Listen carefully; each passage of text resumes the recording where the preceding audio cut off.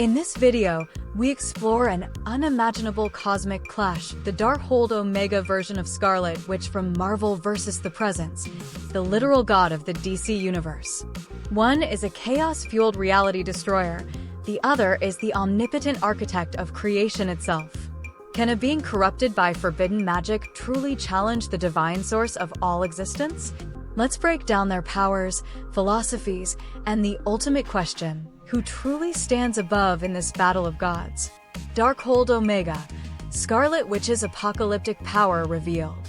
In the Marvel Universe, few characters have undergone as drastic and terrifying a transformation as Wanda Maximoff, better known as the Scarlet Witch. Her powers have always bent the rules of reality, but with the Darkhold Omega, she evolved beyond the confines of even the most powerful sorcerers. The Darkhold isn't just any ancient book of spells, it is a sentient, forbidden artifact written by Thon, the elder god of chaos himself. Its power is so corrupting that even reading a single page risks one's sanity, soul, and moral compass. But Scarlet Witch didn't just read the Darkhold. She absorbed it. She conquered it. She rewrote its power, casting what is known as the Darkhold Defilement spell upon herself and others. This spell granted access to their darkest potential, revealing their most corrupted and lethal forms. Wanda, however, mastered this darkness and retained her will, becoming the Darkhold Omega, the ultimate vessel of chaos magic. With this transformation, Wanda became a walking multiversal reset button. She not only gained complete access to the knowledge and energy of the Darkhold, but she also used it to obliterate Thon himself, his essence, and his influence. In this Omega form, Wanda can unmake gods, erase dimensions, and warp the fabric of destiny. She gained full control over the life force, an entity-level power that bends all creation to her whim. Her existence became a paradox, a fusion of destruction and redemption. A being who writes fate instead of following it. But what happens when this rewritten goddess stands before the creator of an entirely different fictional reality, one who isn't defined by change or chaos, but by eternal order and omnipotence? The Presence, the literal god of the DC multiverse. The DC universe has seen gods, demons, cosmic beings, and realities layered upon one another like an endless cosmic onion. Yet, above them all, beyond Lucifer Morningstar, beyond Michael Demiurgos, beyond even the endless, sits one entity, the Presence, the literal god of the DC multiverse. He's not just powerful, he is omnipotent, omniscient, and omnipresent. He is the one who created the Spectre, Eclipso, the angels, heaven, and the multiverse itself. When someone like Dr. Manhattan or Perpetua manipulates time or creation, they are simply moving within the sandbox that the Presence built. In fact, it is widely speculated and subtly confirmed that the cosmic hand at the origin of the multiverse was the Presence's own. But here's the paradox. The Presence rarely acts like a typical god. He's mysterious, cryptic, and more interested in letting his creations choose their own destinies than playing cosmic referee. He refuses to intervene, even when beings like Phantom Stranger or Constantine beg for help. His nature is not cold, but lawful. He respects free will, even if it means letting evil take root. Yet, when he does act, his power is beyond imagination. He once offered Elaine Belloc the choice to erase or restore the multiverse, holding it like a marble in his palm. Writers have shown the Presence taking human form, laughing with Constantine, explaining moral burdens to the stranger, and even admitting that eternity is a weight he chooses to carry. But never mistake humility for weakness. He has no limits. His omnipotence is not a weapon, but the rulebook by which everything else functions. He is the plan behind all plans, the unmoved mover of DC reality. To fight the Presence is to war against the concept of existence itself. Chaos versus law, when two universes collide. Now imagine this. Darkhold Omega Wanda Maximoff stands in the Silver City, beyond heaven, where the Presence quietly observes all.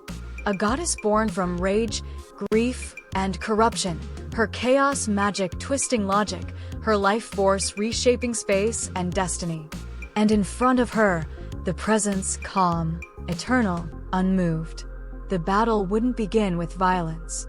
Wanda would speak, perhaps with pain, perhaps with accusation. She might blame God, her God, or any god for the suffering of creation. She might try to rewrite his story, overwrite his plan. After all, she has undone entire universes with a whisper. No more mutants, she once said. What's to stop her from saying no more presence? But here's the crucial point. The presence is not a product of creation. He is the source. Where Wanda manipulates reality, the presence is reality. If Wanda rewrites rules, she is still bound to the laws of magic and the principles that define existence. The presence, however, wrote those rules. If Wanda casts a spell, its logic still hinges on causality, on magical syntax. But the presence can simply will that syntax to no longer function. In one story, the presence gives his power to Elaine, elevating her to his own level because he chooses to, not because she earned it. He isn't threatened by gods, demons, or reality benders. Even Lucifer, the second most powerful being in DC, cannot defy the presence's plan, only test the limits he was granted. Wanda's power, even at its peak, is rebellious, chaotic, and self-made. The presence's power is absolute, fundamental, and final. Can omnipotence be challenged by chaos magic? At a surface level, fans might compare feats. Wanda defeated Thawne, the embodiment of chaos. She rewrote mutant kind. She erased and resurrected magical realms. Meanwhile, the presence rewrote the DC multiverse, designed beings like Lucifer and Michael, and holds the power to grant or take omnipotence. But deeper analysis reveals that this isn't just a fight between powerful beings, it's a clash of narrative roles. Wanda, even as Darkhold Omega, is still part of the story.